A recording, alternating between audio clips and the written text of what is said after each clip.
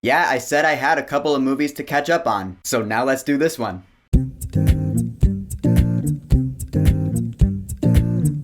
The Northman. So The Northman is directed by Robert Eggers. He directed The Witch and The Lighthouse, really dark stylistic movies. This movie is rated R. It takes place in Old Norse Viking times. Our main character, Almeth, is played by Alexander Skarsgard. When he was a boy, his father, the king, was killed by his brother. That is, the father's brother, the kid's uncle. Yeah, like Simba. And his mother was taken by this traitorous uncle. So now this kid, it's a revenge story. He spends his life training to become a warrior to get his vengeance. I will avenge you, father.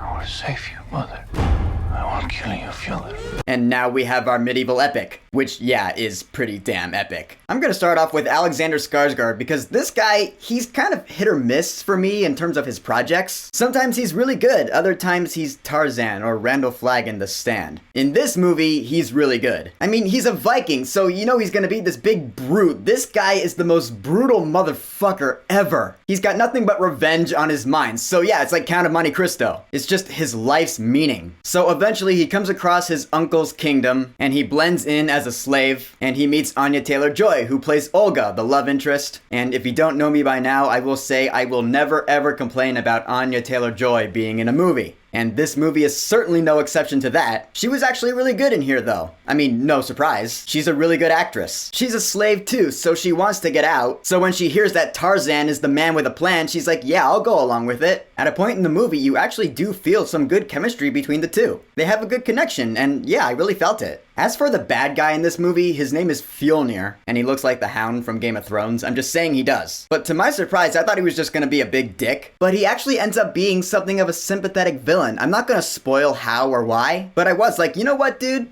Alright. Made for some really good storytelling. The one character in this movie that I did feel was miscast was Nicole Kidman as the Queen. And it's not that the character was bad. In fact, I actually ended up really liking her dialogue. It's the fact that it was Nicole Kidman. It didn't feel like she was the right fit for that character. Like, I feel like that character would have been better served if she were played by someone else. I don't know, maybe Charlize Theron or someone. Someone who looks more like they fit in Viking times. I guess in my opinion, Nicole Kidman doesn't fit that description. She was alright. It's not like she dragged the entire movie down. Really, it's just a nitpick. The thing I really gotta give all sorts of props to this movie for is the world building. Like, the acting in this movie was amazing, and it's because they all talk like they are in old Viking Norse times. They speak with those accents, and it really engrosses you into that time period where men could be men. I mean, we're talking about Vikings here, people. They all have their beards and long hair, and they slaughter people, and they ransack villages. Nothing is held back. We see some pretty brutal shit in this movie, because that's just how it was back then, and it does help envelop you into this world. That's really cool, you know? There's little to no comedy in this movie. It takes itself very seriously, and I appreciate the hell with one L out of that. Yeah.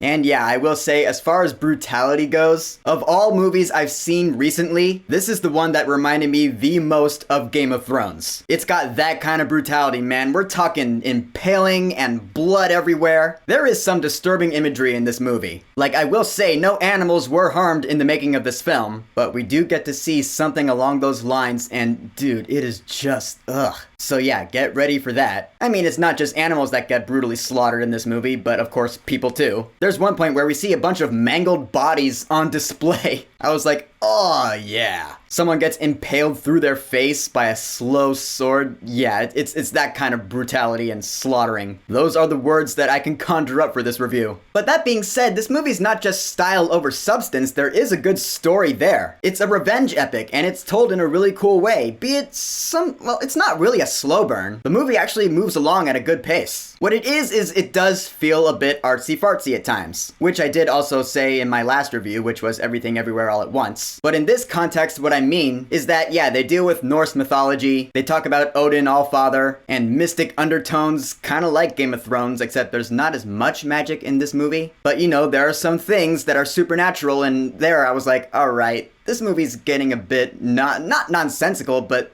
yeah, well, they didn't make sense, really. Within the context of the story, I was like, why is this happening all of a sudden? I get that the movie was being stylistic, but at a point I did kind of have to step back and be like, Okay, it's getting a bit pretentious for me. This movie is pretty much the Green Knight of this year. You know how it's a big medieval epic that takes itself very seriously. It's brutal, it tells a good story, but it is also a little bit pretentious and artsy-fartsy. And during those scenes, I was like, okay. Could have gone about that a different way, I think, but I get it. The movie's trying to go for style. That's Robert Eggers' way of telling the story. So I guess it's just a matter of personal preference, I guess. The cinematography in this movie is awesome. We get these big landscape shots where you're like, holy shit. Yeah, this is the world of old Viking times. And even some of the action scenes, you've probably heard this about the movie by now. There are these big, really well choreographed action scenes where Vikings are just ransacking a town, and it's not just quick cuts and shaky cam, it's actually one big long tracking shot that goes on for like 3, 4, 5 minutes, it feels like. And I was like, this is so cool. It's really impressive when everyone knows what they're supposed to be doing in this scene. Everyone knows the blocking, everyone knows the choreography, and Alexander Skarsgard is just owning the scene, acting like a Viking, so he's acting like an animal, just or something like that. Yeah, I was sitting there in my movie theater seat going, this is awesome. And there were actually a few scenes like that in this movie. It's not just the one time. That's even better.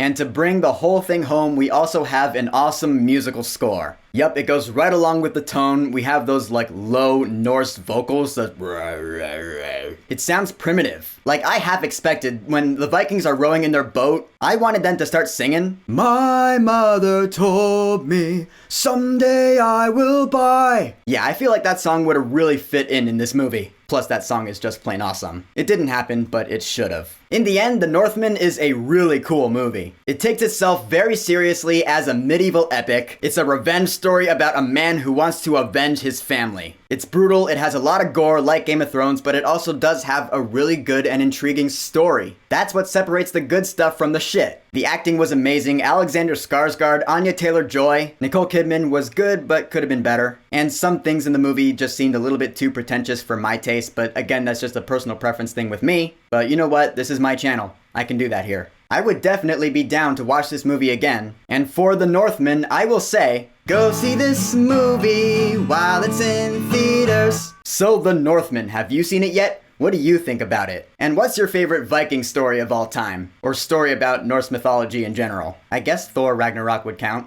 I'm not saying that's mine, I'm just saying I guess it counts. But whatever you think, go ahead and leave a comment. And of course, thank you for subscribing. Peace.